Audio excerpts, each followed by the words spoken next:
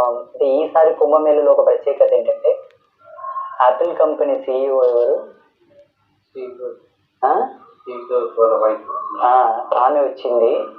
Second చాలా మంది cinema celebrities కూడా విదేశాలలో గొప్ప గొప్ప కోటీశ్వర్ల యొక్క ఫ్యామిలీస్ కానీ వాళ్ళ కుటుంబ సభ్యులు కూడా వచ్చి స్వచ్ఛందంగా స్నానాలు చేసి టీవీల ముందరకు వచ్చి మాట్లాడుతున్నారు, అంటే కెమెరాస్ ముందరకు వచ్చి చెప్తున్నారు హిందూయిజం గురించి, ఈ కుంభ స్నానం గురించి వాళ్ళు ఫీల్ అయినటువంటి అనుభవాలు, ఇక్కడ ఉండేటటువంటి గొప్పతనము, ఈ ప్రత్యేకత, ఇంతమంది సాధువులు, సంతులు, అఘోరాలు, ఈ స్వామీజీలు, పీఠాధిపతులు, ఈ సన్యాసులు, ఈ యోగులందరూ, ఈ సిద్ధ పురుషులందరూ ఎక్కడి నుంచి వస్తున్నారని వాళ్ళే మాట్లాడుతున్నారు.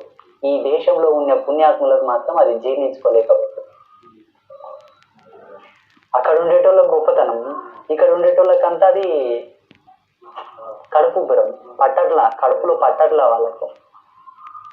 ఇప్పటికైనా గ్రహించుకొని మారితే చాలా బాగుంది.